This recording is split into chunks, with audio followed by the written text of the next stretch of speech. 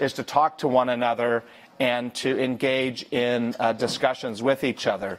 And while we will have a number of formal presentations, our overall hope is for a climate primarily of listening and not just one of making our own points. So with that in mind, let me just note that our topic this morning is protection of international freedom of religion or belief and human dignity by national and international institutions. Judge Ann Power Ford touched on some of the opportunities for and challenges to protecting human dignity and freedom of religion and belief in her stirring speech last night. And I think you'll join me in sensing that we got off to a really remarkable start with her address. Today we'd like to explore those themes in greater detail. Let me begin by introducing the entire panel. First we have to my immediate left, to your right, Simona Cruciani, Political Affairs Director, United Nations Office on Genocide Prevention and the Responsibility to Protect. Simona comes from a deep background within the United Nations. She has served in field operations in Burundi, with the UN peacekeeping operations, and as an electoral and civil affairs officer. Also in the Sudan, where she worked as a civil affairs officer. Her focus has been on supporting human security, democratization, and human rights in conflict and post-conflict situations. Next is Ján Figeľ, EU Special Envoy for the promotion of freedom of religion or belief outside the European Union. He was named in 2016 as the first special envoy for freedom of religion and belief. So he's been inventing this office. Previously, he served on the EU Commission as European Commissioner for Education, Training and Culture. He also served as the State Secretary for the Ministry of Foreign Affairs and the Chief Negotiator for Slovakia's accession into the European Union.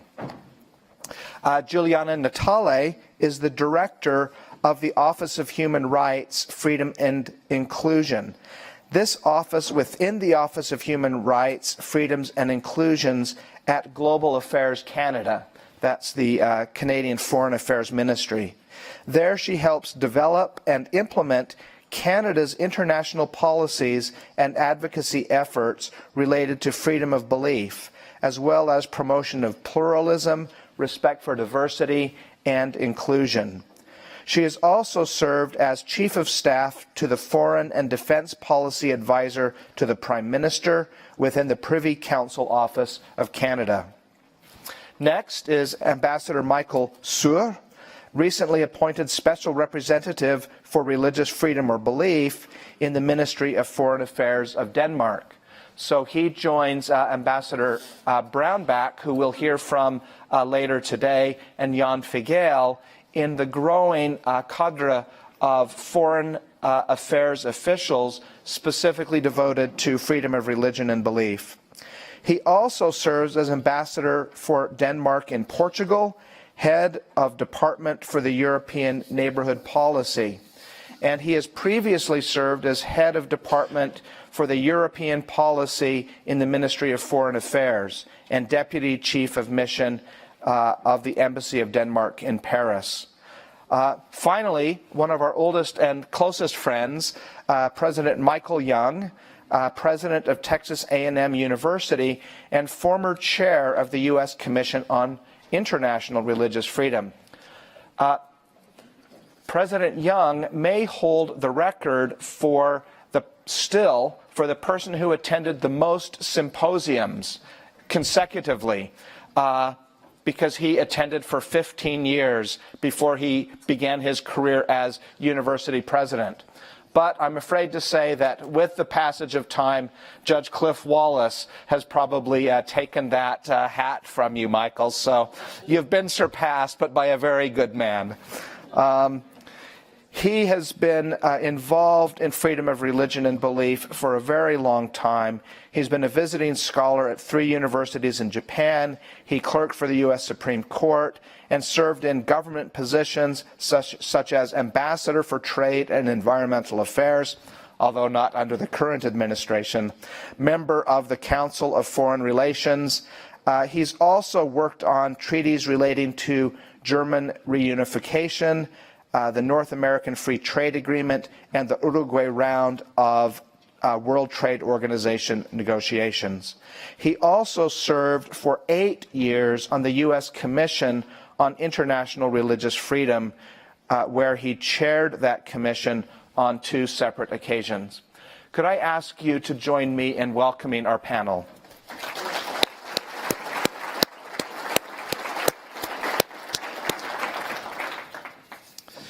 All right, well, to start, we would like to ask each of you to tell us a little bit about your organization or position and what you see as the strengths and resources it brings to the table on freedom of religion or belief and human dignity issues. So, Simona, let me begin with you. And for this first question, let's move right down the line. After this, we won't ask everyone to respond to every question, but my hope is to really run a rather informal conversation. Yes, thank you very much. I come from the Office on Genocide Prevention and the Responsibility to Protect, which is a small office within the Department of Political Affairs. My office... Can you use this microphone? She's mic'd up. Can you maybe move it up just a smidge? Yeah. Up your shirt? Hola. Better? Okay, Yeah. Thank you. So now it's better. I was saying that I'm currently serving in the Office of Genocide Prevention and the Responsibility to Protect in the Department of Political Affairs of the United Nations. So we have an independent mandate, and we are led by Mr. Adama Dieng, the Special Advisor on the Prevention of Genocide. The office was created in 2004 by Mr. Kofi Annan, the previous late Secretary General of the United Nations. And Mr. Annan established this office with a letter to the Security Council because of primarily the genocide that happened in Rwanda in 1994 and in Bosnia in 1993. So Mr. Annan was really committed to the never again and to make sure that by establishing an office that would deal directly with the prevention of genocide within the United Nations, what happened during the 90s in Rwanda and in Bosnia would never happen again. And in fact, my office is mandated to provide early warnings to the Secretary General and through the Secretary General to the Security Council. So we report to the Security Council on situations that could lead to genocide. Now, in 2010, the mandate of the office was extended also to monitor situations of war crimes, ethnic cleansing, and crimes against humanity. So we have now a much broader mandate that allow us to look at situations where there are serious violations of human rights that could lead to the worst crimes ever, including genocide, war crimes, crimes against humanity, and ethnic cleansing. So, how does this relate to the protection of freedom of religion and in general human dignity? So these are crimes that have been defined as the most heinous crimes in the history of humanity. When these crimes happen, thousands of people die. Thousands of people die in the worst situation ever. There are entailed in these crimes the worst violation of human rights. There are killings, murders, torture, rapes. Women are killed with their babies.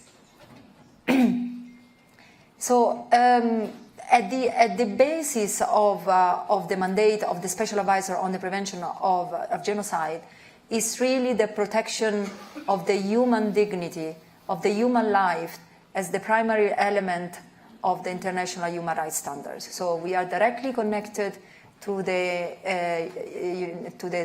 International Declaration of Human Rights, but not only, we are mandated to prevent these crimes by the Genocide Convention that was established, that was signed actually one day before of the International Declaration of Human Rights, that makes us see how the prevention of genocide is really the basis on which all other international human rights conventions are rooted.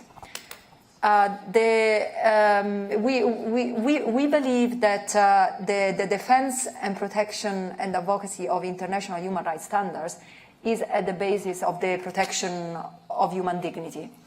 And this links the Genocide Convention to Article 18, in particular of the ICCPR, the International Convention on Civil and Political Rights, that refers to the protection of freedom of religion and belief. So without freedom of religion and belief, there is not wider protection of international human rights standards, and without this protection, there is not wider protection of human dignity. So we consider freedom of religion and belief, and along other freedoms and rights, at the basis of the protection of human dignity, and as a way of leaving no one behind. Thank you very much. Ján, would you like to tell us a little bit about the EU office and your work? Yeah. Thank you, Brett, and thank you all for this nice community, which is regularly coming here, but also renewing or enlarging, and it's good to work in this spirit of togetherness. Yes, I'm first ever EU Special Envoy, and I hope that it will be second and then some sort of tradition or history, but what is more important is that we started to deal with freedom of religion or belief more systematically in the European Union, which is fruit of reconciliation or awareness of importance of human rights, justice for all, human dignity of all. And it's real. It's 60 years old organization, 28 members, the largest economic and trade bloc in the world. But only after so many decades, now we come to the point which is historically very, very special, very important, but also today, again and again. In a way, I represent the fruit of something what we need in other parts of the world: reconciliation, rule of law, policies, relations based on common good. 5 years ago, 2013, 28 diplomacies and European diplomacy adopted guidelines, kind of principles in a set for our foreign or external policy. 2014, after last European elections, there was first intergroup on foreign and religious tolerance established, first ever. And there are elections of European Parliament or parliamentarians directly organized since 1979. But only now there is the concrete group. 2015, under the initiative of Canada, we've started to cooperate, and Europe is there and quite active on international contact group to deal with issues around freedom of religion together with like-minded friends, partners, and that's also a contribution and the way to go ahead.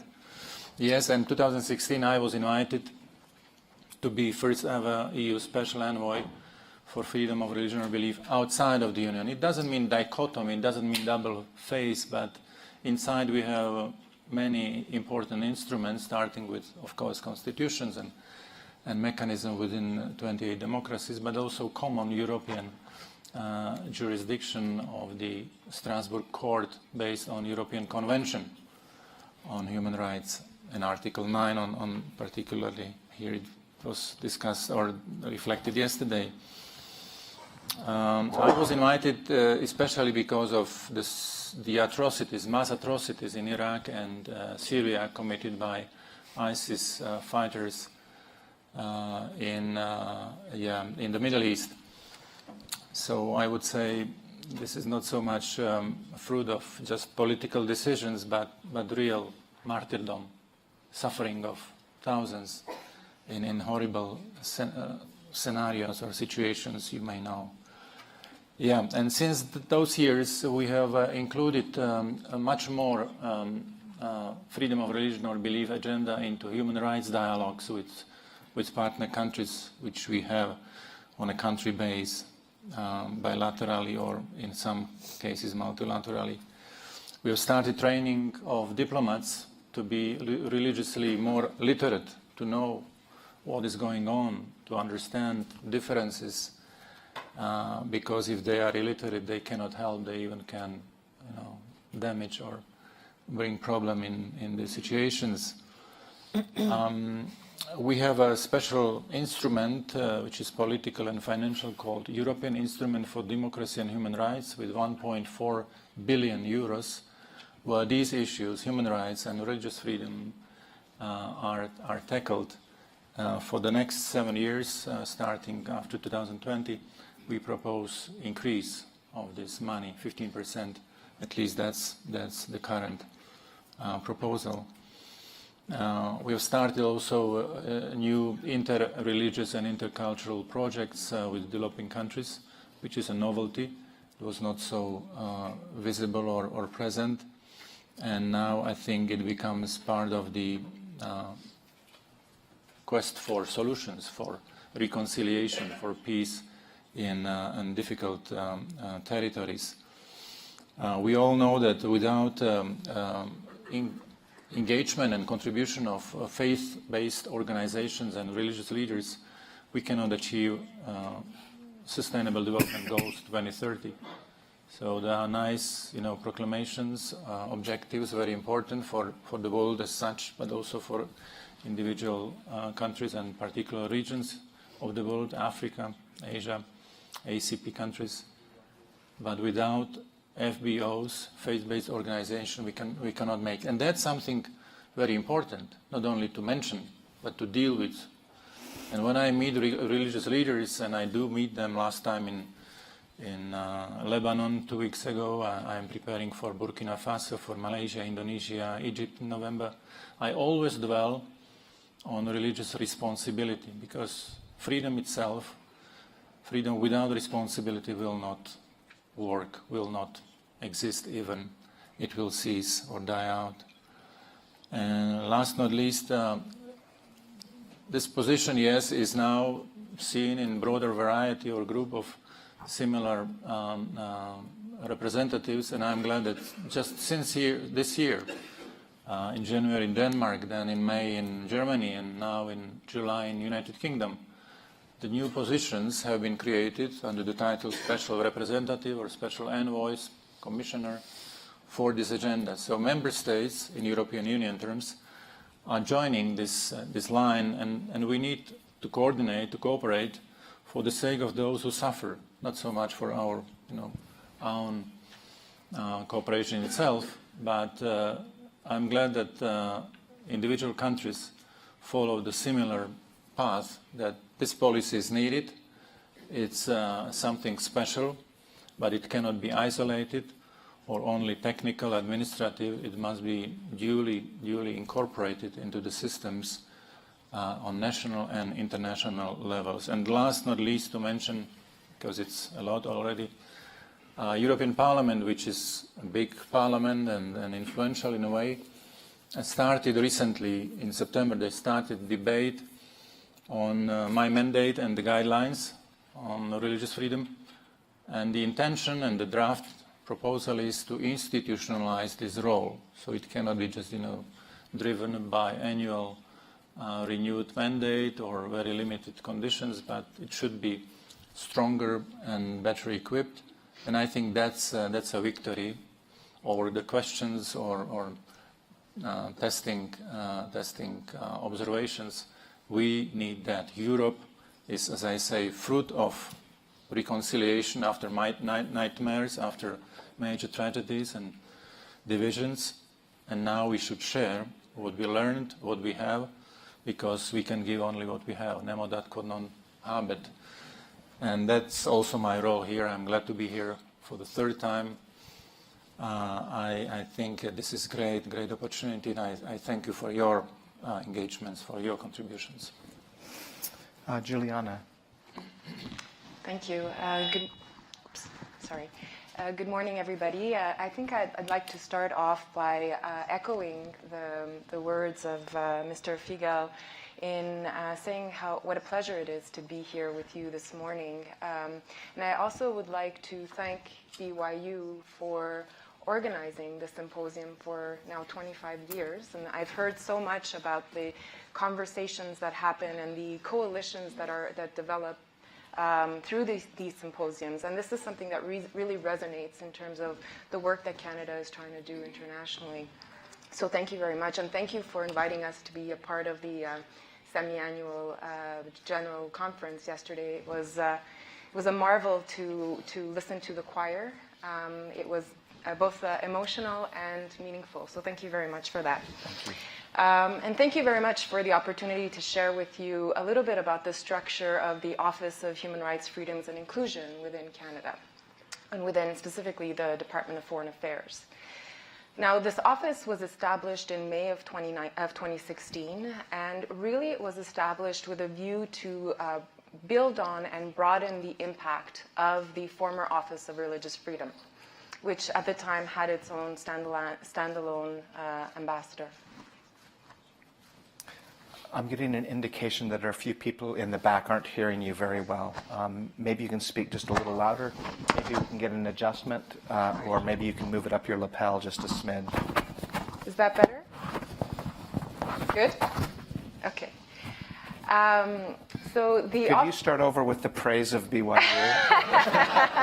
I think it's being recorded, so you're good. It's on YouTube. I'm sorry. That's good. The Office of Human Rights, Freedoms and Inclusion is really born out of a core belief that the Government of Canada holds on the interconnected, interrelated, universal nature of human rights. And for the first time with the establishment of the office, the Department of Global Affairs, or the Ministry of Foreign Affairs of Canada, decided to bring together the full family of divisions and units within the department that are working on human rights, to allow us to build off of each other's work and to leverage each other's work. The office itself is comprised of, when it was established, was comprised of 3 sister divisions. A division that is focused on advancing human rights writ large and with a special focus on Indigenous affairs and Indigenous rights internationally. A second division on advancing the principles of democracy, with a focus on also exploring the impact of social media and social media platforms on human rights. And then my division, or the division on inclusion and religious freedom, which was assigned with a special role as serving as the focal point for faith and belief communities in Canada and internationally. And what does this all mean? So the role that I hold and that my team undertakes is really to ensure that there's a space for dialogue for Canada's faith and belief community, which is active internationally in promoting and advancing freedom of religion or belief. And we thought that this was a very important piece because quite often Canada's and faith and belief communities around the world also hold a very strong network internationally and are very much aware of the threats and the difficult situations of faith and belief communities that faith and belief communities are facing around the world. With this, we established a roundtable with faith and belief communities, allowing us to both learn from and share with them the different activities that the Government of Canada was undertaking on faith and freedom of religion or belief, but also the activities that they themselves were undertaking. We also wanted to ensure that there was an open and transparent development of policy, Canadian policy making, and that when Canada was speaking internationally about freedom of religion or belief, we were speaking as representatives of Canada's diversity, of Canada's faith and belief platform.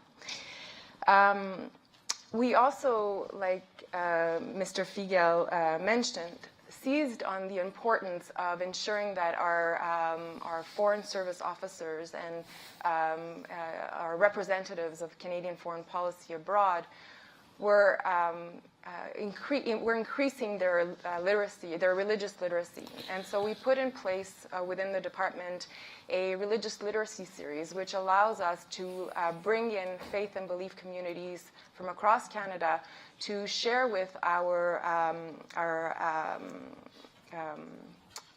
foreign service officers the reality of faith and belief traditions within Canada and around the world. And we've held a number of such literacy series ranging from understanding Islam to understanding humanism and atheism, to indigenous spirituality, and most recently, discussion on the changing face of Christianity.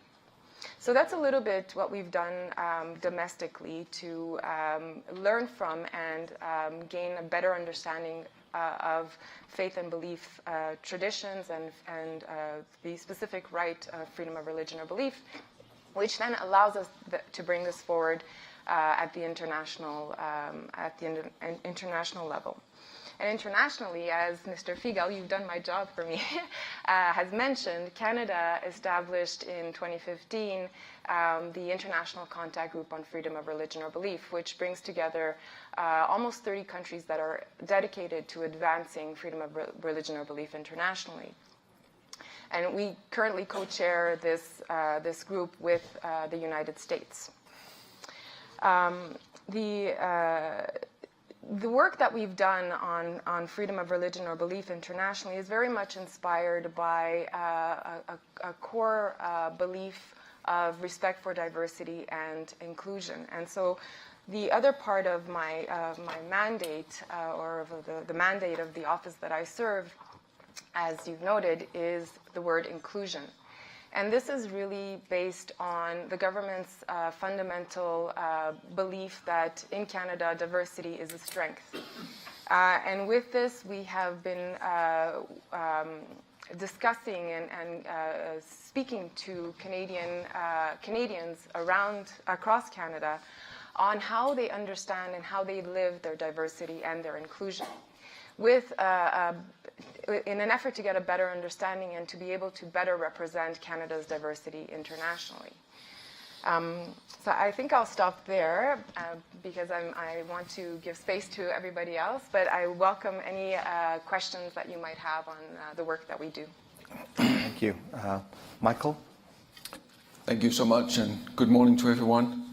It's a fantastic honor to be here on a panel, just 30 days into my position, pretending to be an expert on these matters which you probably have been working on for years and years. I was highly recommended to come here by a fellow Dane who was here last year. And she said, if you're going to get a quick crash course, post-vocational training course into these matters, you got to go to Utah to BYU. And so I'm honored for the invitation, and it's a great pleasure. I hope that by a few comments, I might be able to contribute a little bit, but bear over with my limited knowledge. I'm a career diplomat. So that means, you know, I can talk a lot without saying anything. And it also means that you know, I'm a special representative. It was an appointment made by the foreign minister this year as a new initiative. The position was so lucky to have another one in the beginning, and then I came on 30 days ago. I'm serving two ministers in the Foreign Office. We have two ministers, one the Foreign Minister and the other one the Development Minister. And that is also reflected in the jobs which have been determined or defined for the function. Because on one hand, it reaches out for some of the general questions, the global issue of the place of religion in foreign policy and FORB. Hopefully we might be able to help Ján out in getting this agenda going in the European Union, so that eventually a European policy can be made on these issues, and we can have a more horizontal debate about that. But we'll see to that next year, hopefully. So one of these issues I try to follow is that this general question of mobilization. Of course, being a member of your contract group, there is still the issue that many European countries still do not have a special representative. And so hopefully we might not discourage them for making one by appointing people like me, but we will be able to help them get the idea that it might be a good one. And so we can add to this notion of mobilization. But mobilization in our sense is wider. Because we would also like to see that hopefully this issue might be treated not only by the specific NGOs in the field, and we have some in Denmark as well, but that also the broader international human rights organizations might be involved. I've learned in the 30 days that FORB has not always been so highly regarded as a right, perhaps as other rights, at least among certain horizontally based organizations. And so there's a work to be done there, getting some of these organizations more strongly involved in handling the issue. And moreover, the questions which is especially crucial for my development minister is this link between FORB and women's rights. And that also gives a possibility perhaps to reach out to some of the women rights groups and get them involved in FORB due to the obvious connection between the violation of FORB, which is touch for women and hurting women. So enough about that aspect perhaps on mobilization. And the second angle on my job will be to deal with some bilateral projects. 4 countries in which we have embassies which are working robustly and are manned with enough personnel to deal with these kind of questions, have been chosen where we'll be starting work on 4 projects. And that those are partnering up with Egypt, Lebanon, Iran, and Indonesia. And hopefully if the government gets her will in the financial negotiations, they will also provide me with some additional money so I can finance the projects. But normally it works rather well. So I'm optimistic, and we've started to work with the NGO community in Denmark and with others to see what kind of ideas are out there to be developed within these 4 countries. And then thirdly, there is more broadly approach or focus on the Middle East region at large, regional projects, which we hope to sponsor some religious dialogue projects and so forth, and we got a pot of money to develop that. I think the next one will be in Amman in the end of October. So there will be some more regionally oriented projects to be developed. Fourthly, the normative approach. It goes without saying, you know much better, many of you, than I, what that is about. Perhaps I could just add to that some of our particular focus will be on the link between the freedom of religion or belief and responsibility to protect or women and women's rights. So we can perhaps do a little bit of additional work and help the processing in the normative track. United Nations working on that. Finally, we decided to try to take upon a few individual cases, but it goes without saying that of prosecuted individuals. It goes without saying that we will not be talking a lot about that, since publicity is contrary to the result. So that will be more or less sort of the general 5 tracks of the work which I will be trying to work on with the respective departments in the Foreign Office. In our Foreign Office, we deal with not only foreign policy per se, but also development aid and also the other questions. So it's a unified organization. So obviously it goes without saying that when it comes to projects, it will be collaboration with our DANIDA, as it's called, the development aid or people or divisions. And when it comes to the UN, it will be with the UN people, and foreign policy will be with the security and foreign policy directors. So it will be a variety of cooperation within, and that will be, of course, diplomacy in itself. But I'm quite positive by the first 30 days. The agenda is really something picking up, and I must say that the way that the function has been received in Denmark by the NGO community has been very favorable, and so I'm still, after 30 days, extremely positive about the possibility to hopefully help to do a little bit of a difference in this field. But thank you so much. I look forward to the questions. Thanks, Michael. Michael, too. Brett, thank you. It's been 4 years since I've started a presentation without saying howdy, which is, of course, the traditional Texas greeting. But I think I can resist. I left my boots home, so I think I can resist the temptation to do it. But I want to echo my co-panelists' compliments to Cole, to Brett, to Elizabeth, to all of you who have for 25 years now put this conference together. I've had the privilege of seeing the growth of it, not just numerically, but in terms of its influence and its power. Cole, and you ought to know what a tremendous contribution this has been to the world. And I just am honored to be here again with this conference, because I know what a difference this makes.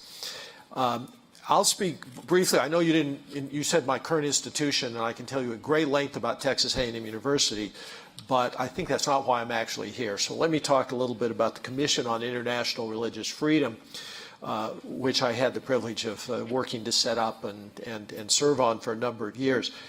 That was a product of the International Religious Freedom Act of 1998.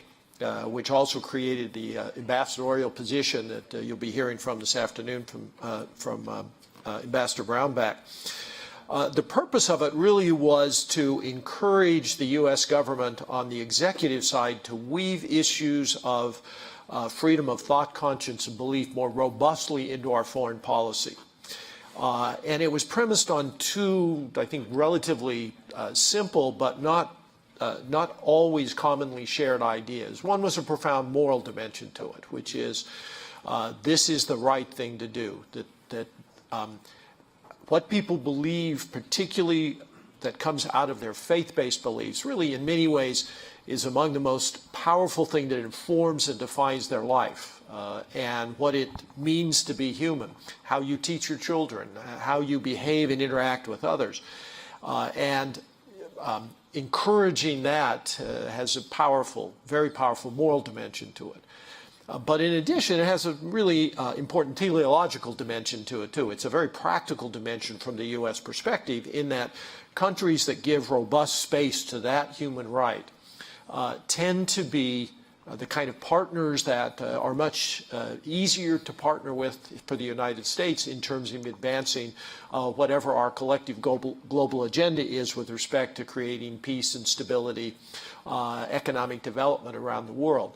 And so encouraging countries to adopt that really has a very powerful dimension for U.S. foreign policy and for the kinds of world that we'd like to see and to operate in. And that was the premise of the creation.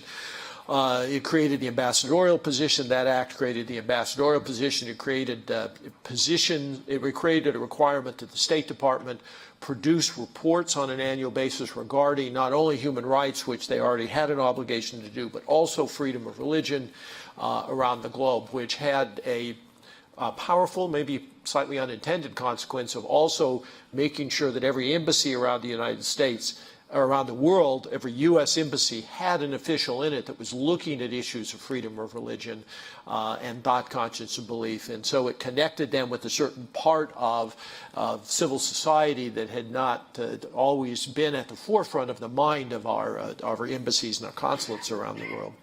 And then thirdly, it created the Commission. The Commission's obligation was, as nearly as I could discern, and certainly as we acted, was essentially to nag the State Department and to nag the President to really think more systematically and coherently about the role that this principle ought to play in the development of our foreign policy. So we produced an annual report.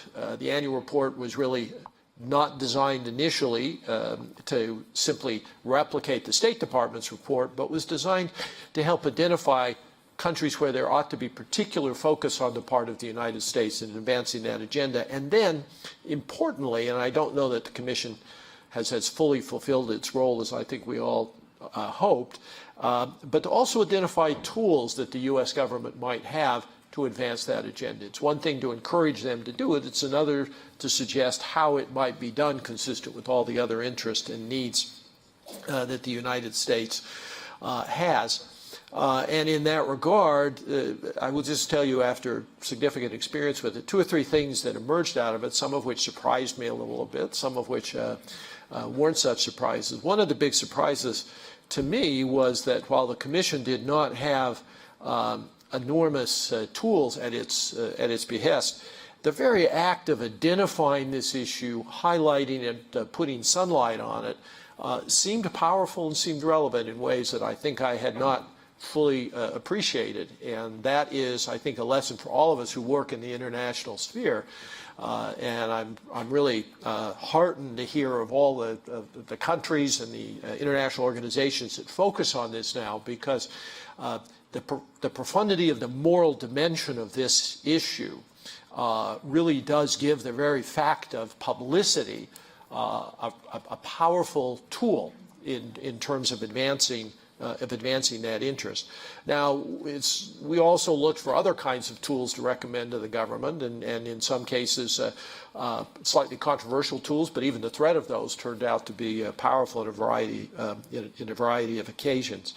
The second one, relating to the first, that surprised me is that the law did permit the U.S., in fact, required the U.S. government to identify certain countries that were considered countries of particular concern, where this was a right that was particularly ferociously repressed. And then consequences were to follow. U.S. foreign policy consequences were to follow. I don't think, while countries were occasionally named, they were almost always countries that were also on the terrorist list, so there weren't really additional policy implications to that in most cases. But the Commission went a step further and also added in countries of concern that hadn't quite risen to that level of extraordinary concern, but were on sort of a trajectory that seemed problematic. I was surprised how concerned countries were about that and how much they wanted to stay off those lists. And I thought, you know, I've with absolutely no power other than that of the pen, the Commission actually turned out to have a little bit of authority and to accomplish things.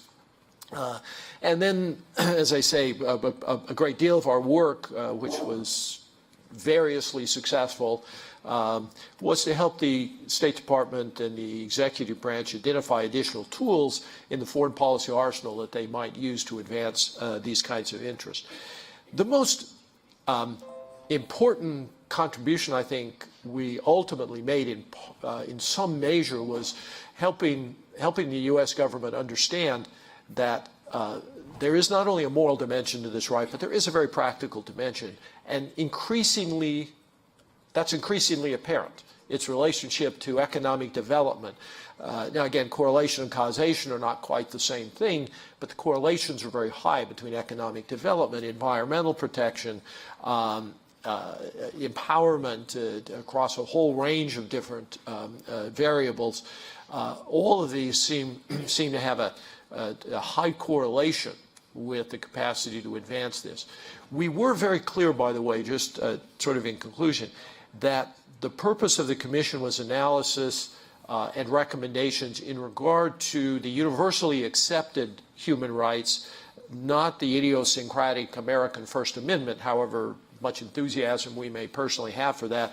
What we really looked to were the UN and the other international human rights documents, and so particularly defined our work with respect to thought, conscience, and belief, not just freedom of religion, but thought, conscience, and belief. We used to describe ourselves as freedom of religion, freedom from religion, freedom for religion, and wanted to ensure that was a central part of what we thought about with respect to the Commission's work.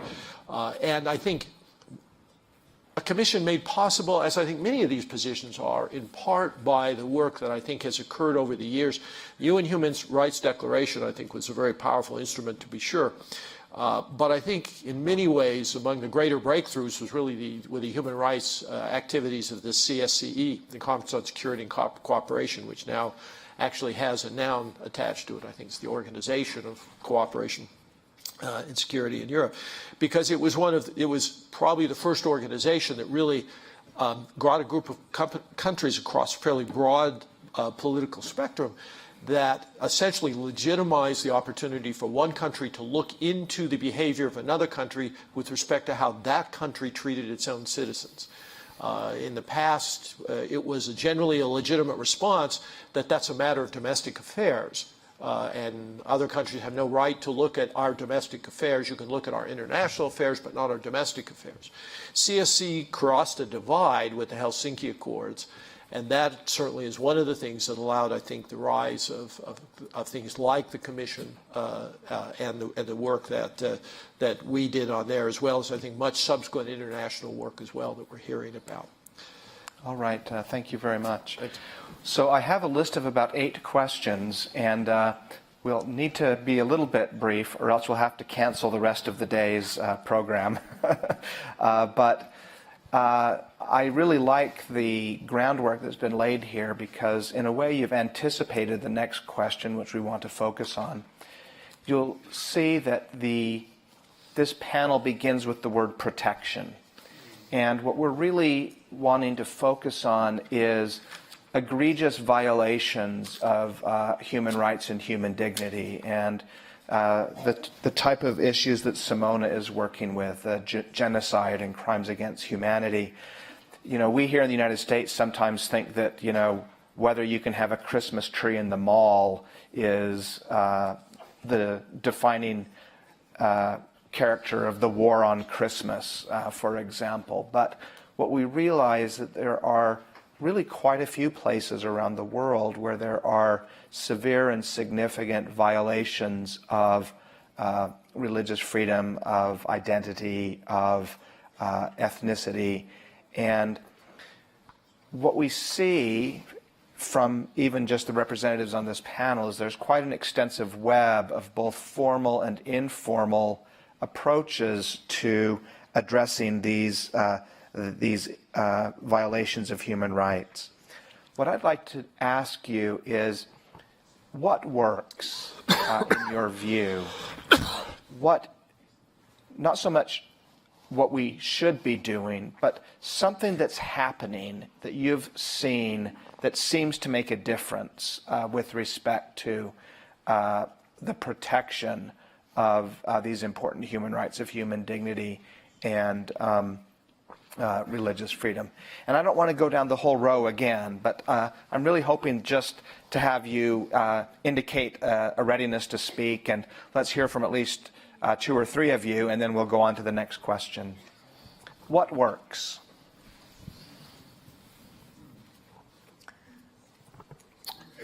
Please. Silence. Yeah. Thanks, Simona. Yes, thank you. I'm glad someone was willing to speak up. If nothing works. Yeah.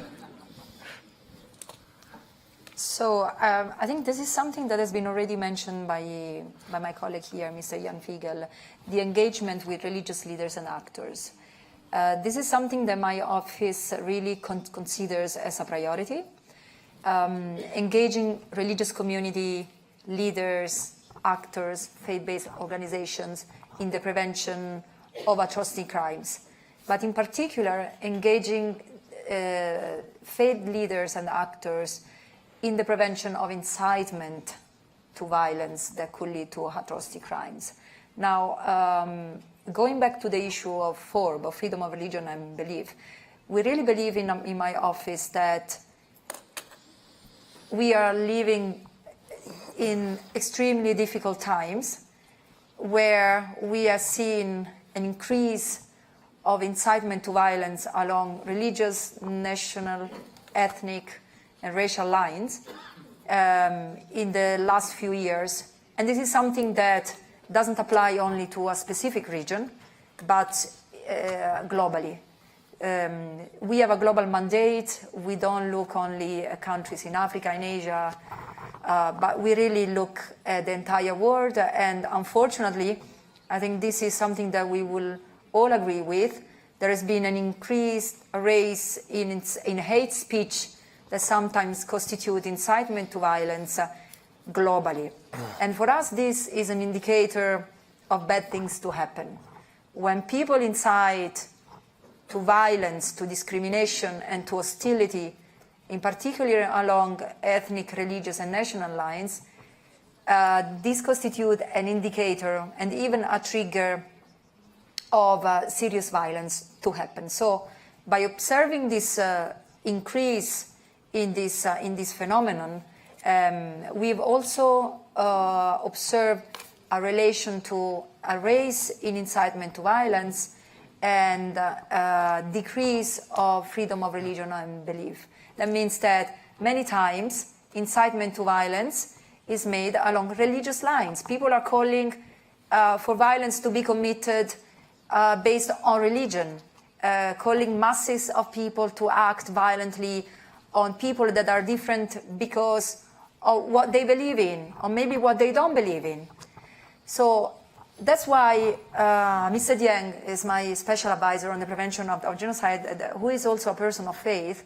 He has decided to establish a dialogue with religious leaders and actors and FBOs, faith-based organization, on how they can be engaged more deeply in the prevention of incitement to violence globally. And this has led us to establish a network of religious leaders and actors that really are fully committed to the contribution of incitement to violence and prevention of atrocity crimes. This has led to a major document that has been developed by my office in collaboration with the religious leaders and actors and FBOs, that is called the Plan of Action for Religious Leaders and Actors to Prevent Incitement to Violence that could lead to atrocity crimes. I can tell you more after about this, but this is something that we really believe is having a strong impact on the ground globally on the prevention of incitement to violence and on the protection of human dignity, based also on the protection of freedom of religion and belief. The document is online, it's public. I brought some copies here also. My suitcase was delayed, it's coming in the next few hours. I'll be distributing them among you. It's really something that my office is monitoring impact on in different regions. We have implemented it in Asia. We are conducting meetings in Africa, in Europe, on this continent also. And we really believe that religious leaders and actors can have a major contribution in the prevention of serious violence, and therefore they need to be engaged and involved actively. Brett, can I add? Let me just interject one thing, then I'll turn to you, Michael. I think this is a really important point. It seems oftentimes the triggers of violence and the violence doesn't happen automatically. There's usually an interceding step of often religious leaders acting as either accelerants or decelerants of the incitement. And so I think this focusing on the role of religious leaders is exactly right. It really fits exactly with our thinking. And it's one of the reasons why in this forum we want to have religious leaders, government officials, and academics, because we think these groups really need to be talking to each other. Michael? Just be very quick about it, Brett. If you look over the past 20 years, interestingly, economic sanctions of a variety of different kinds actually have been effective. I mean, I'm not sure we're happy about that, but there's a lot of evidence of that, as has, to be honest about it, military intervention. Again, not things we're particularly happy about, but they do work. The two areas which I think we have real opportunities, haven't exploited very much, are, we talk a lot about disincentives, but what are the incentives to actually develop the kind of behavior that you really like to see in these contexts? There's a lot of work to be done in that regard, I think. And the other area in which, when you see them dip their toes in the water, have an enormous impact, is actually to engage the corporate sector. I mean, when you're thinking about what will shape of many countries their behavior, they're seeking foreign investment. They're trying to create robust economies and economic development. Among the drivers of that is where corporations will site and what behaviors they will demand out of a government where they do site. And you see that on the few occasions in which that really has been done, it's been powerful and effective. So there are tools out there, some of which we would prefer to not use or use only very sparingly, but there's a whole set of tools we haven't really explored that I think there's some real opportunities. Yeah, I think the point about the corporate sector is really important. We've seen corporations become very influential in a variety of social movements such as gay rights. And there are organizations, I'm thinking of Brian Grimm's Religious Freedom and Business Foundation, that's trying to encourage corporations to do something similar with respect to religious freedom, realizing that corporations are going to be multi-religious entities. And having an entity that is supportive of the religious convictions and identities of the various people in the corporation is going to be good for business, but also really important in a variety of ways. So I really like that suggestion a lot. What else works? Yeah. Can you hear me? Thanks, Giuliana. Yeah. I think just to add to what's already been said in terms of tools, existing tools that are out there, and I agree with both points that have been made.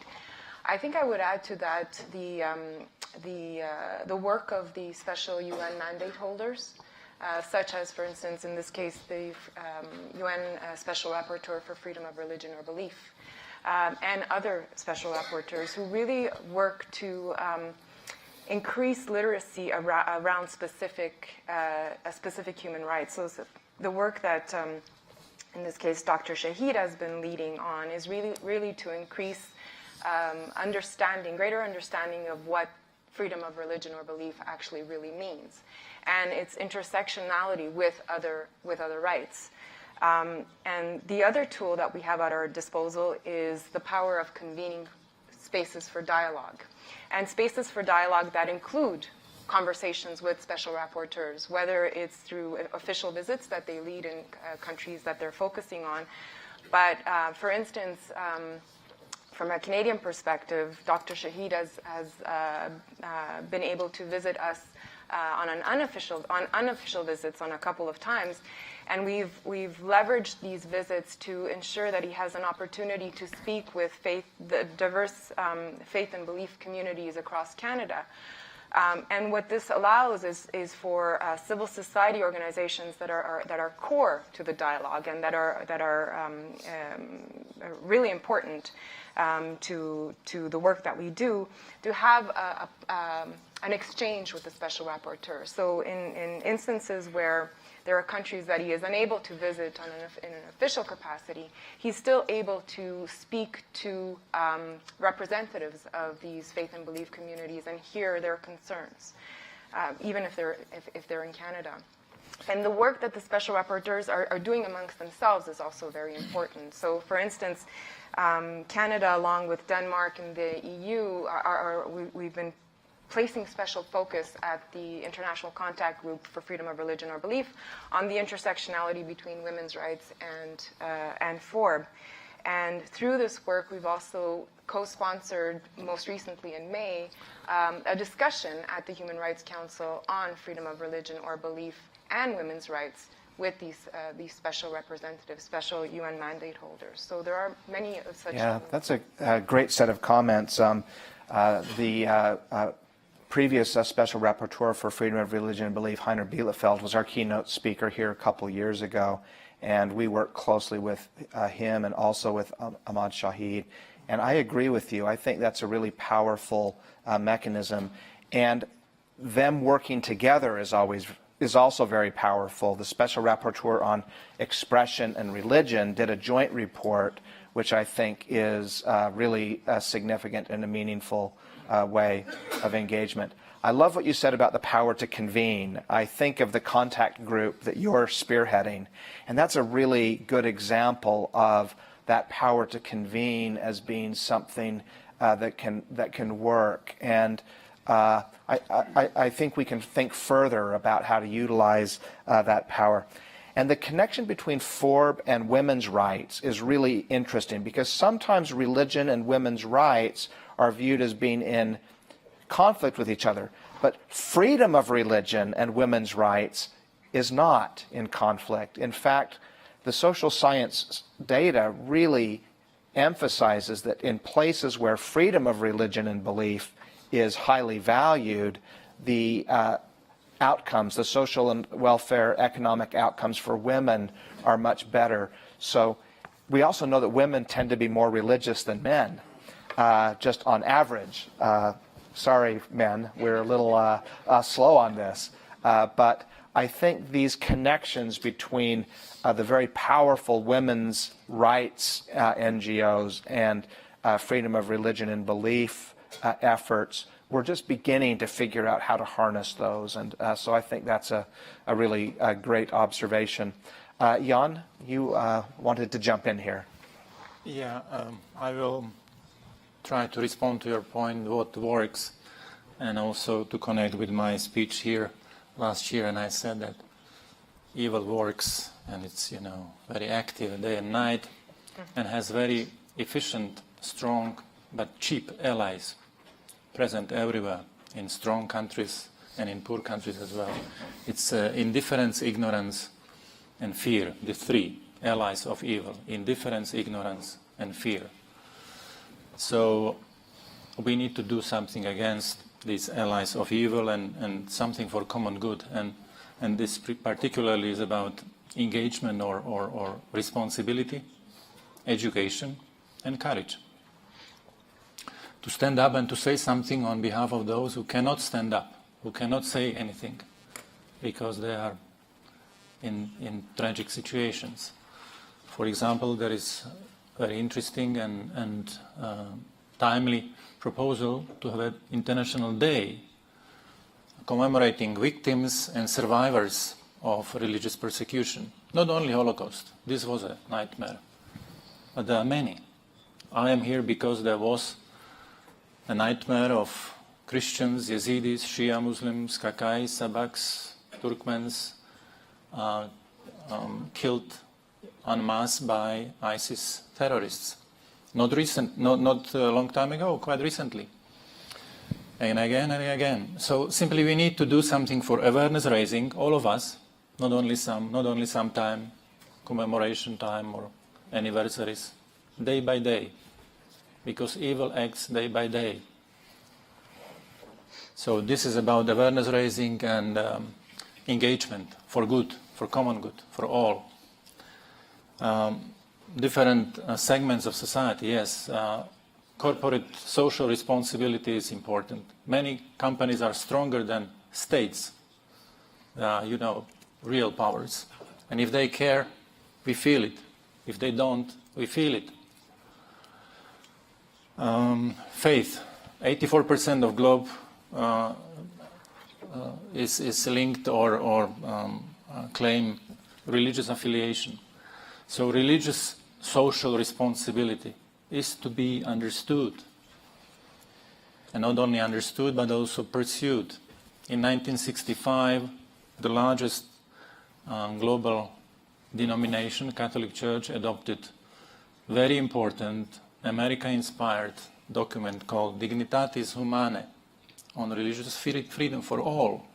For all.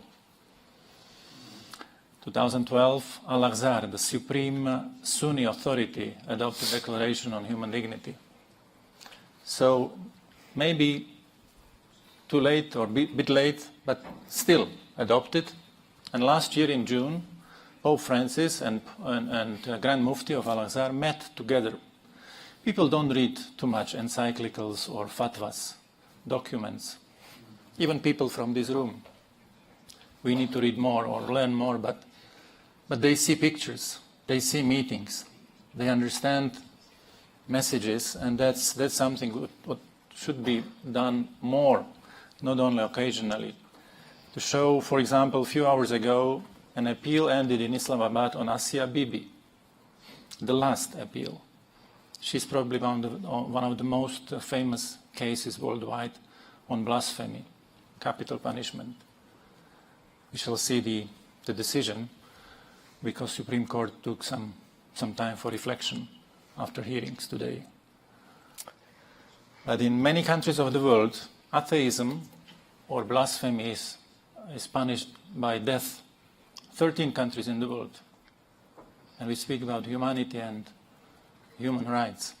In 22 countries, conversion is punished by death. To change. And there are many more other problems. So why I say it? Because we can and we should do something more, all of us. I'm glad that in Europe, for example, we have now European Academy of Religion. Because the old continent knows a lot, should learn much more, and help also in the Middle East, in the world around, to live more in peace and in respect of human dignity for all. And the last not least, faith and reason are two major drivers of civilization. If they work against each other, it's a tragedy. If they work in coalition or in pursuit of common good, justice for all, this is a great time for civilization, moving ahead for better times. And I think that's the time now. So there are many ways how to answer, but these three principles to overcome allies of evil by allies of good is our invitation. You know, those words you shared with us last year have been seared in my mind, because none of us wants to think of ourselves as evil, but we've all experienced ignorance, indifference, and fear. And those truly are the allies of evil, and that's a powerful reminder to each of us that we need to be willing to stand up. I appreciate your invocation of Dignitatis Humanae. I personally believe this is the most powerful document in the world in defense of freedom of religion and belief, largely because it spoke to the largest religious community in the world and made religious freedom a matter of religious importance. And what we see around the world is that countries where the Catholic Church is the largest religious group, religious freedom tends to prevail. And that's not true of countries where virtually every other religious tradition is in a dominant position. So it reminds us that, as you have pointed out, it's going to be religion and its interpretation of its own faith that contributes to religious freedom. It may be that religion is the obstacle to religious freedom that we need to be concerned about. Michael, did you want to add anything on this question, or should I move to the next? Yeah, I just want to add a little bit of, now that I don't have that, I'm not burdened by experience, then I might be burdened by history, and a little bit lesson on this violation and how to address it and what have worked. I'm not sure that it's possible to make generalization of what works, but at least in our experience of what have worked when it came to prosecution, for example, in Denmark, when it came to the prosecution of the Jews, what really worked and what helped the 97% of the Jews who were saved of the Danish community was a particular cooperation between the Lutheran Church and civil society. I mean, the Danish Jews were transported by fishermen boats to Sweden and were saved by the bell just before having to be sent to concentration camp, and 97% of the 8,000 Jews we had. So I use this as an example to say, well, that particular cooperation between civil society, another religion hidden on the roofs of the Lutheran Church and so forth, was particularly important in understanding perhaps also how can we help spur the cooperation in other countries so that there might be this attempt for other religious leaders to help when minority groups are attacked. Anyway. Yeah, your comment really echoes what Judge Ann Power Ford said last night about who came for me, who is left when we're not willing to come for each other. I'd like to move on to the next question, and I'd like to preface it with a little story. We're trying to organize a conference in December on human dignity for everyone, everywhere, in commemoration of the adoption of the Universal Declaration of Human Rights. And I sent an invitation to a very prestigious American law professor, and I got a response from him yesterday declining to participate on the grounds that human dignity is an empty concept, that it is often used in ways that are very conclusory, and he's very skeptical that it has any real meaning. 15 minutes later, we began our plenary session, and Judge Power Ford spoke eloquently and powerfully, in my view, about specific ways and specific cases that human dignity had borne out, whether it was cases of conscientious objection to military service, the treatment of prisoners, the treatment of immigrants seeking asylum. But I think it is fair to say that many people will say that, speaking of the UDHR, for example, these are non-binding and excessively and vague provisions. And my question for this panel is, what value do such vague and non-binding concepts as human dignity and freedom of religion or belief have in the world? Do they have any practical value, even though they may be non-binding? Michael Young, you look like you're ready to share some wisdom. I was precisely realizing how little wisdom I have in this regard. International declarations are interesting in that there is a tension between specificity and adoption. And if you actually, the more specific you get and you put real teeth behind it, the more narrow the definition. I mean, that just is an international reality. And so in many ways, some of our most aspirational things are really necessarily a little bit vague, and they're necessarily non-binding because you can't get countries to bind to that. I mean, that's just a practical fact, a historical reality.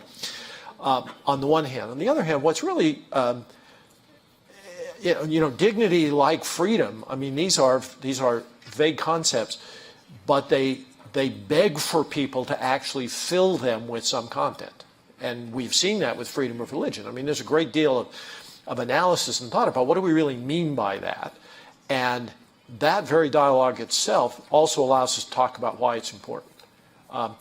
Is dignity a matter of being able to be a conscientious objector? Is freedom of religion, a matter of being able to wear a hijab? I mean, we are giving content that. The very act of talking about it and giving content allows us to begin to define, I think, what the international community really ought to expect of each other. Yeah, that's such a great metaphor, that idea of begging to be filled. Cole Durham, when we were talking about this in Oxford this summer, talked about human dignity not so much as a shallow concept as an invitation to depth. And we're going to fill that concept perhaps in different ways from different perspectives, but it does start a conversation. I think I may have cut you off though, Michael. What else? No, I just follow Cole in whatever he says, so this is easy. No, but I think you're absolutely right, and we talk about these concepts, and if we agree dignity is human dignity matters, we agree freedom of a certain sort, freedom of thought, conscious belief, other sorts, freedom of the press, we then start to give, we then have to have a serious conversation. We are obligating ourselves. What we do bind ourselves to do is to talk about it and to try and define it, and in the process of defining it, then and that is, I think, in many ways the commitment we make when we sort of agree, to these soaring declarations, is an obligation to, fill it up with and it evolves. We understand that as well, and that's good too.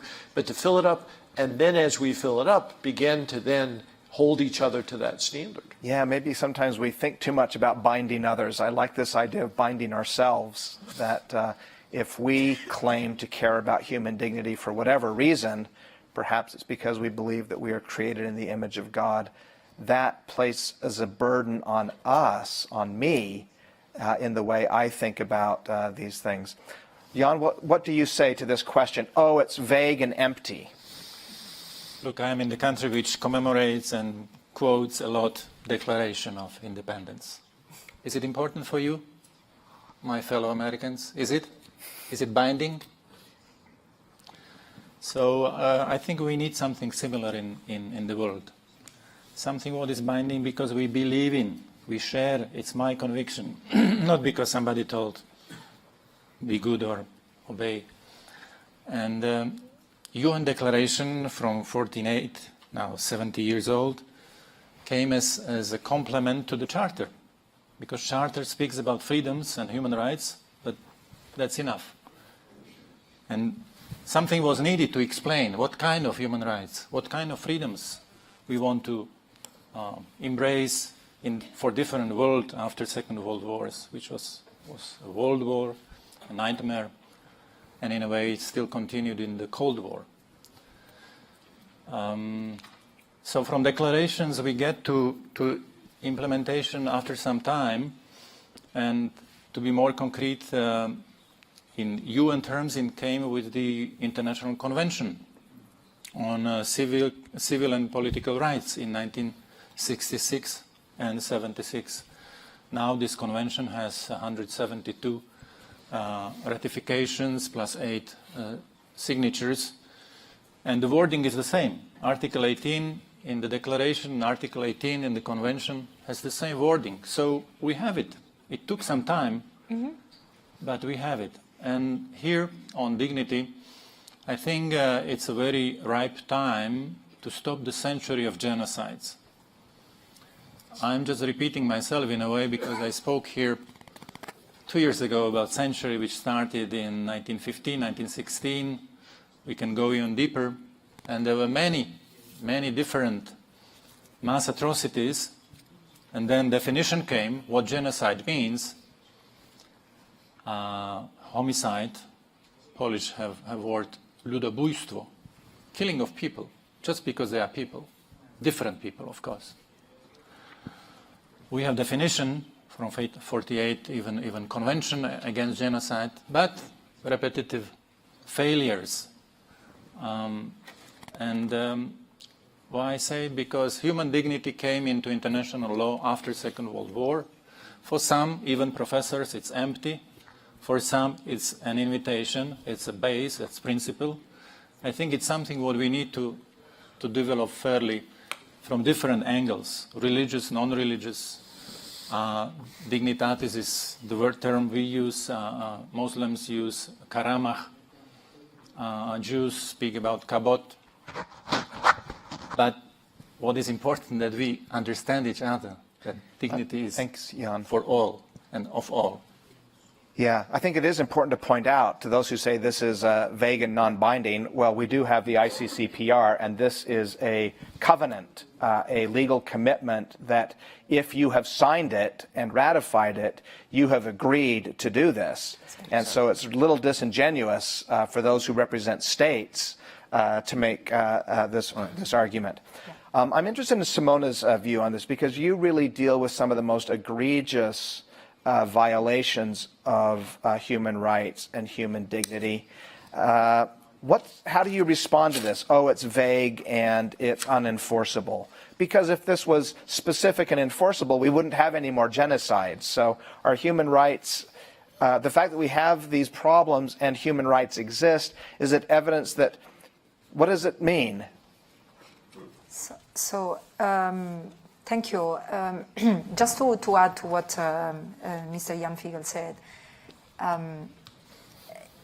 mean, of course, we know that the UDHR is not binding, but most of the language that is contained in the UDHR is then replicated in conventions that are binding. The ICCPR, as you say, the International Covenant on Social and Economic Rights, and others, including the Genocide Convention. If we go back to human dignity, and as I mentioned also at the beginning of this panel, the first international convention that was signed was the Genocide Convention in 48, one day before the UDHR, and is binding for all those countries that have signed and ratified it.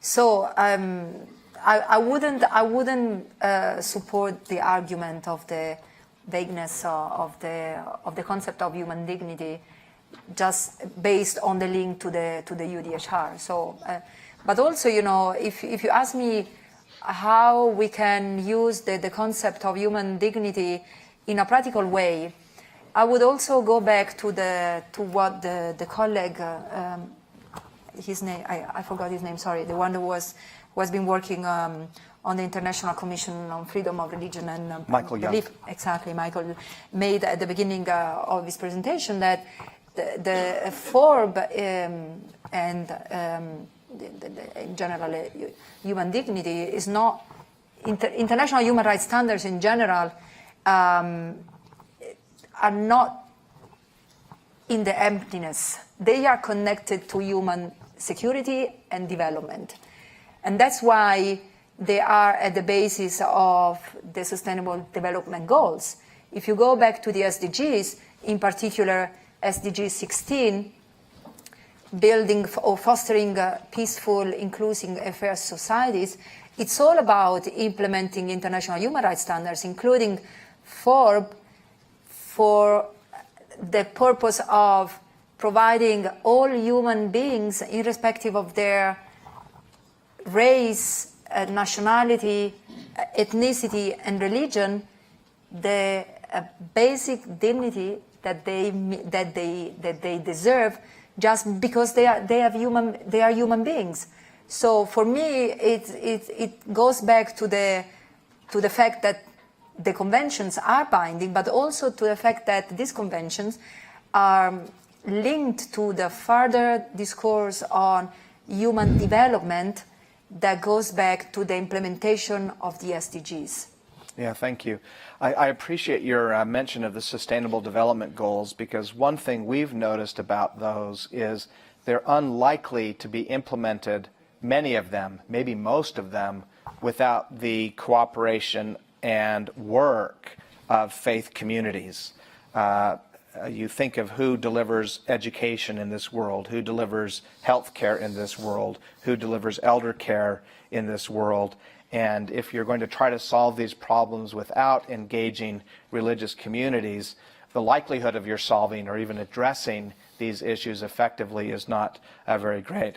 Well, and I hope you'll let me send this law professor your talk from last night, because it was just such a powerful, instantaneous rebuttal of the last email I received before we began our opening session. I may have to send him a little video clip of this panel's answers as well, because you know, it is a real problem, this idea of vagueness, and we still live in a world where human dignity is under assault in so many ways that it would be easy to adopt the stance of a skeptic or even a cynic towards human rights. I want to ask the next question, which sort of builds upon this issue of genuine and egregious violations of human rights. And Simona, I'm going to try to start with you on this one, because just in the last month, there's been an important fact-finding mission that was formed by the UN Human Rights Council to investigate rights abuses against the Rohingya Muslims in Myanmar. And they released a report detailing indiscriminate killings, villages burned to the ground, children and women assaulted. I care about this quite a lot because we've been working intensively in Myanmar over the last 5 years, and it's discouraging work in some ways. But on the other hand, it is very meaningful work because people there are so hungry for information and education and tools for responding.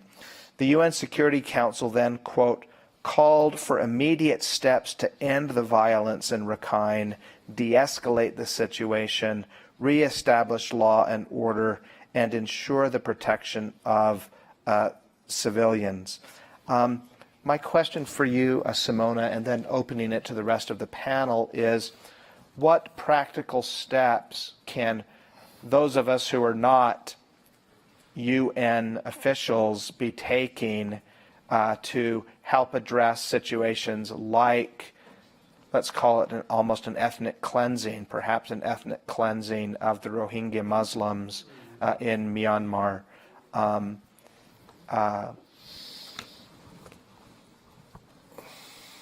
This is a $1 million question. Well, you know, you mentioned the report of the international investigations on Myanmar, which is unfortunately not the only report that has been drafted recently about situations of possibly atrocity crimes. We have the situation in Iraq with the extermination of the Yazidi. We have ongoing killings along ethnic and religious lines in CAR. In Sudan, the situation is getting better, but let's see. We are in a standby mode. And other many countries where violence, where extreme levels of violence are ongoing. So when you ask me what you know, the international community can do to contribute to the prevention and addressing these crimes, I would go back to the responsibility to protect principle, according to which states have the primary responsibility to protect their populations from atrocity crimes, by which we mean genocide, war crimes, crimes against humanity, and ethnic cleansing, but they are not the only responsible. Of course, you know, they have the primary responsibility, but it goes back to the wider community. And the wider community includes us, includes international entities, includes civil society, includes scholars and academics. So I think each of us, in its institutional or individual capacity, has a responsibility to contribute to the prevention of atrocity crimes globally. And the reports on the responsibility to protect that have been drafted by the special advisor on R2P on the responsibility to protect provide a series of recommendations to state and non-state actors to contribute to this effort. So I would ask you to, in this context, to go and check the reports of the special advisors that are online and available. Yeah, so I would refer to definitely to the R2P, to the implementation of the R2P principle.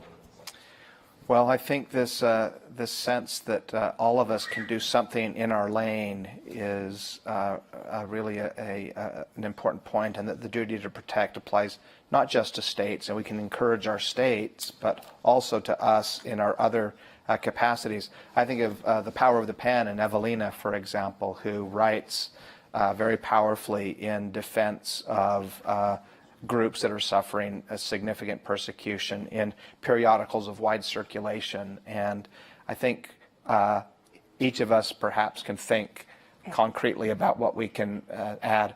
I have Michael Suhr and then Michael Young, so let's get comments from each of you. Just to add what was already said, 2 weeks ago there was a decision at the General Assembly on creating a mechanism to document the atrocity, what has happened to the Rohingyas in Myanmar, and that decision was interesting and very, hopefully also very useful in the future case holding, but also hopefully for the prevention in the future. It has two interesting aspects. One, first of all, it was a cooperation between the OIC and the the Western countries, and secondly, it was because it was a decision by the General Assembly, the financing of this mechanism is done through the UN budget, not on a voluntary basis as we saw in Syria. So it gives some sustainability to the process, and the endeavor will actually be carried out.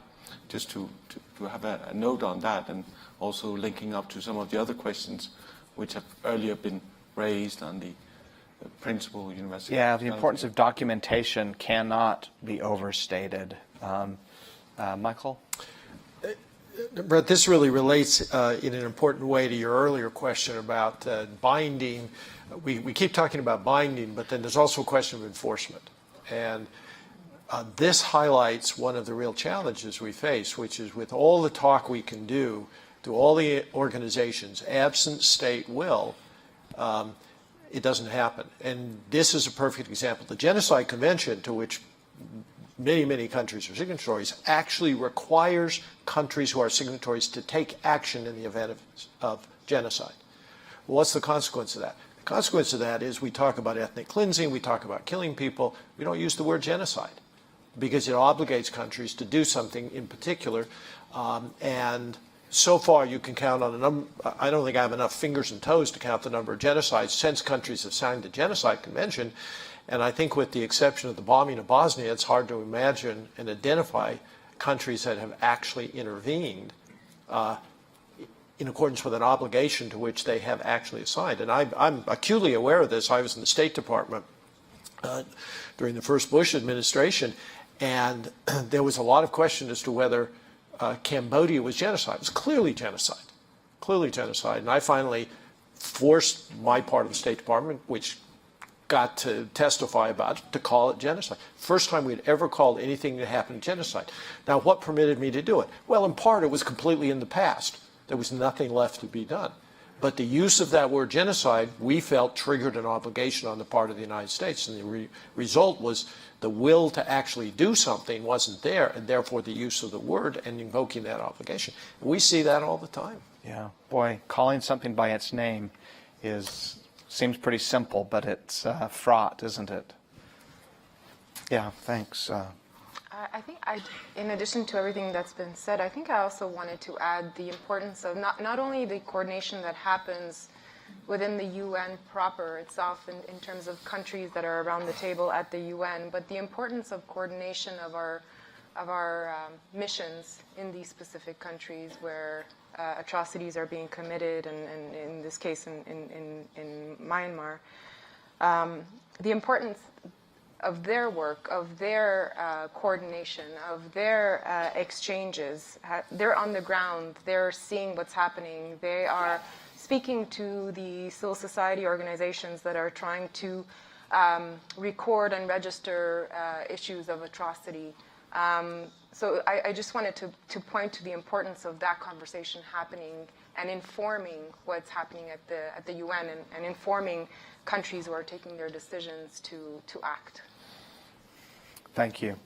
Let me shift to another question. This is a difficult one in a way. It has to do with what we see happening in many places in the world as resurgent nationalism.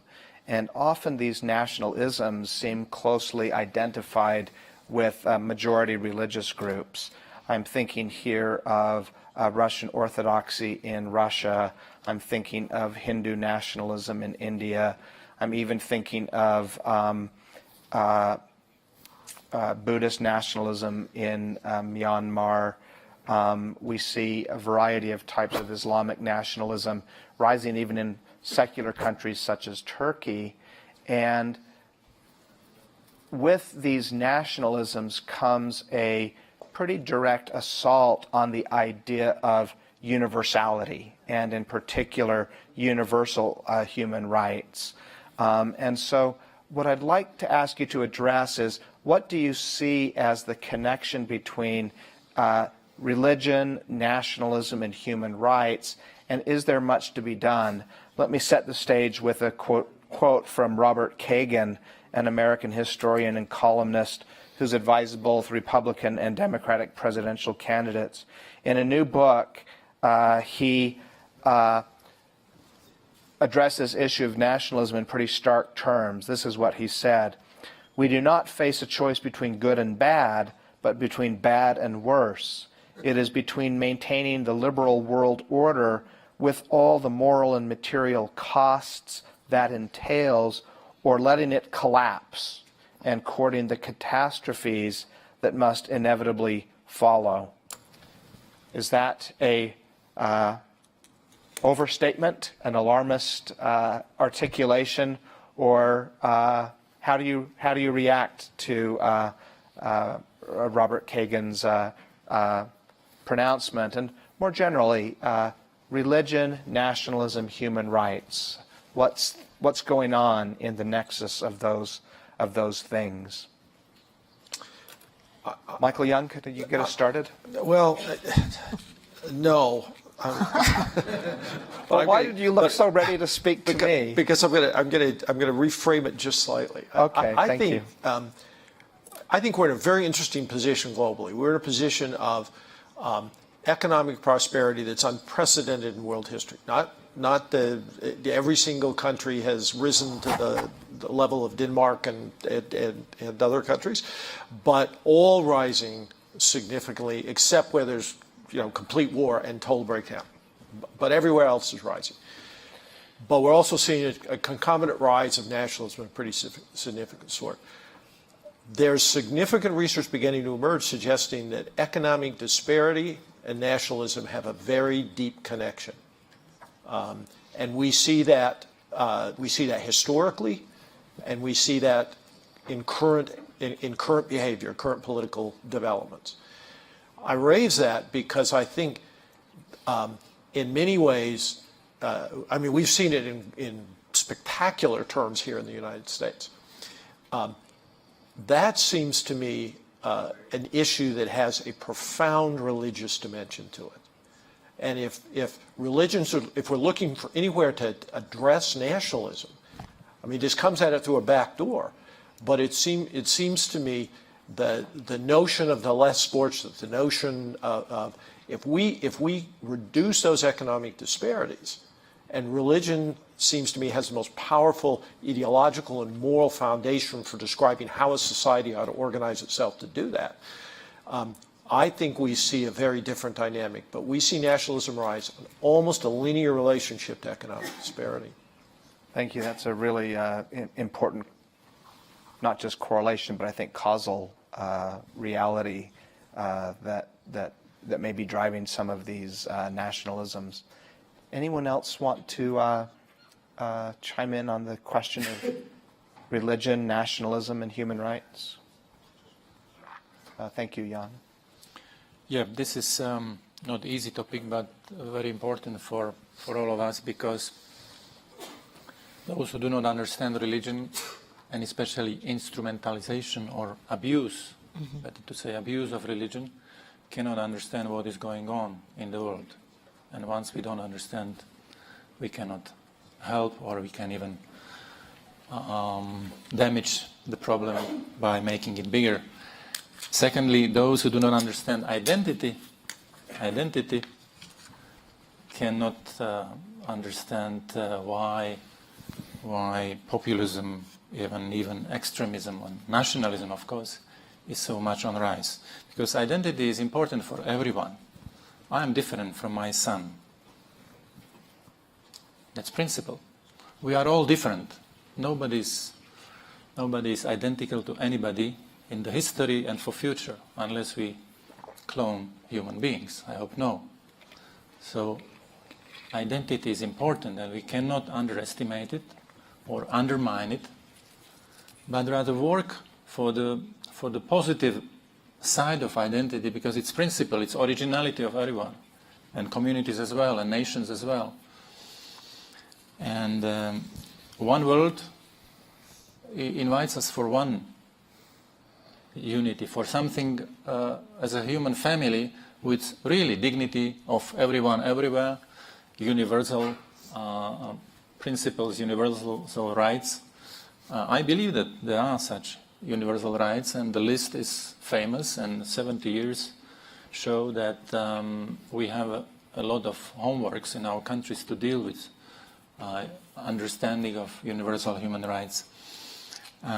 Solution is neither collectivism. I lived half of my life in collectivist or Stalinist Czechoslovakia, where limited sovereignty was the principle. And 50 years ago, Soviet and Warsaw Pact troops came to limit sovereignty of Czechoslovakia because it was for the interest of a bloc. So we have been limited for 22 years by occupation. But the other extreme is individualism without any linkage to communities or to personalism.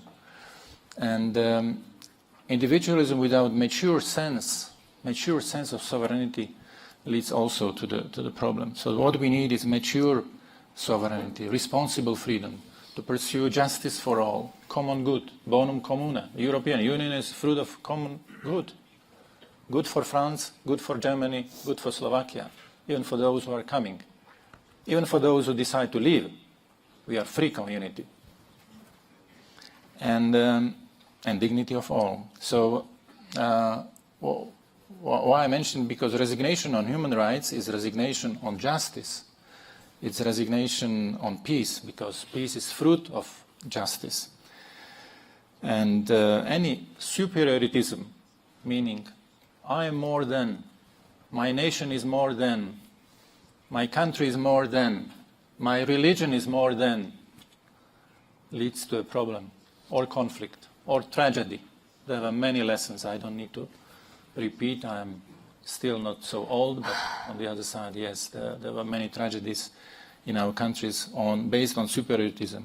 So my conclusion is common good, principle which is important for politics, for law, for academia, for education, for upbringing of our children. Thank you. I'd like to end on a positive note if we can. we'd like to invite you to share with us any examples of particular instances, people's situations you're aware of where someone really stood up for the human dignity of others in a way that made an impression on you. I'll share an experience I had about a year ago in Myanmar, where we were teaching a program on religion and the rule of law in Mandalay. And one of the students in this program was a little Buddhist monk. I say little because he was about 5 feet tall, but he was a giant.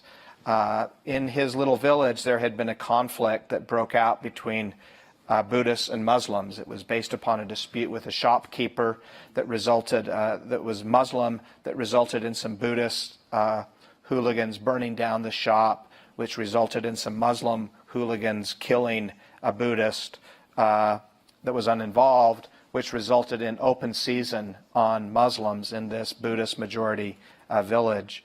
And this monk had a monastery, and there were about 700 Muslims, Rohingya Muslims, who fled to this monastery seeking protection during the dark night of this violence.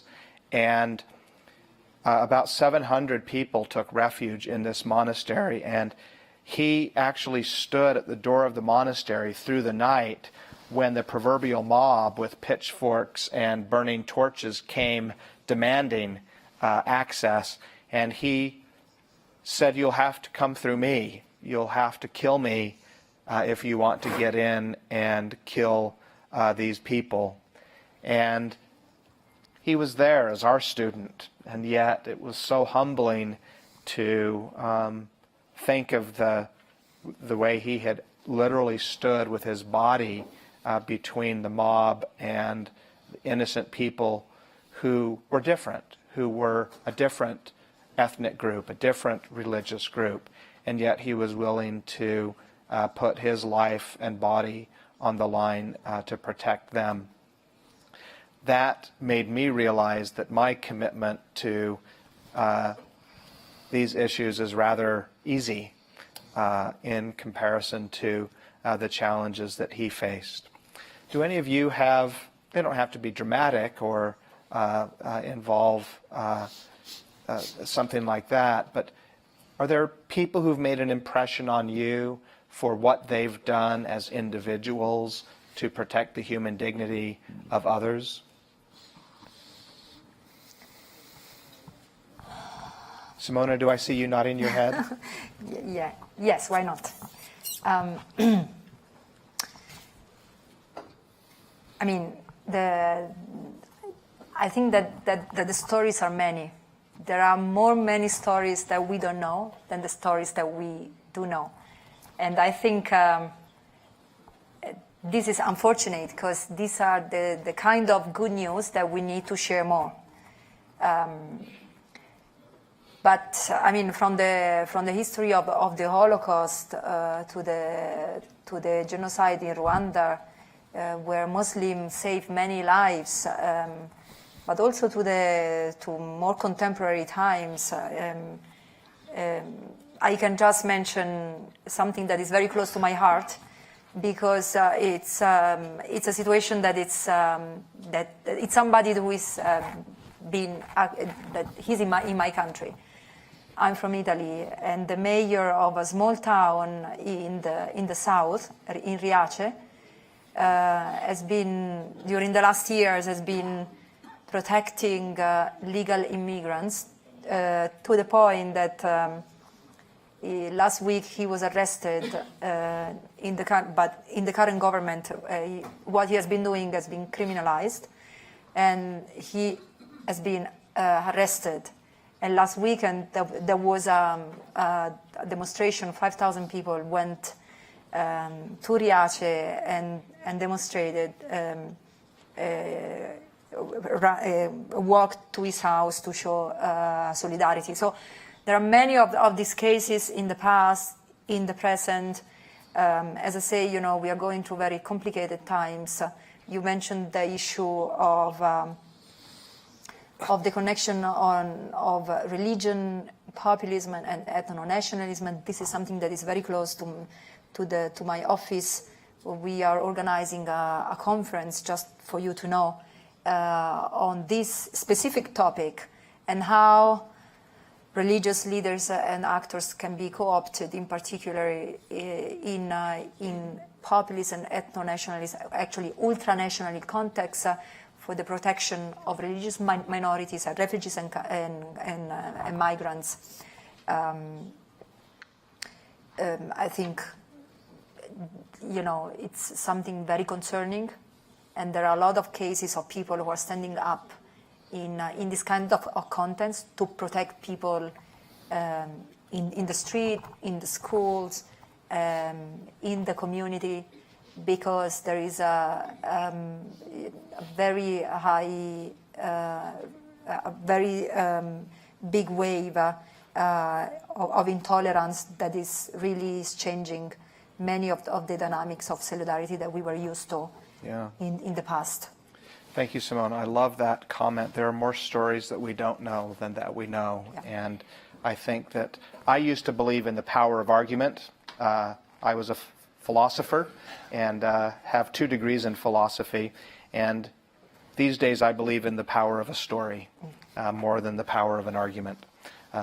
Michael Young. One of my extraordinary heroes in this area, which always gives hope to me as a lawyer, because there's so many reasons not to have hope as a lawyer, is Tom Bergenthal. Tom, one of the youngest survivors of Auschwitz, and wears the number on his arm with some pride. Ended up in the United States, went to NYU Law School, then went to Harvard, got a JSD working with Louis Sohn, who Louis, of course, was one of the drafters of the UN human rights documents. And together, Louis and Tom, both of them were very, very close friends, largely developed a sort of field of international human rights law. And this is a man who had probably more reason to be bitter and angry about life and the world and everything, but instead channel that into trying to help us all think through what a regime that would actually protect human dignity would look like. And eventually ended up, of course, as a justice on the International Court of Justice. He served on many of the human rights commissions in South America. But the example of moving from Auschwitz and that experience to his passion for understanding that we might, by looking at our better angels, create a regime in which we really would be able to and obligated and able to define what protection for each other looks like, to me is one of the extraordinary stories. Thank you. I think we'll end on that powerful note. I think, Michael, you were his dean when you were dean of George Washington Law School, so you got to know him well and understand that story in a very powerful way. Well, I have a few announcements, but before I make them, let me ask you to join me in thanking our extraordinary panel for sharing so candidly their views and expertise.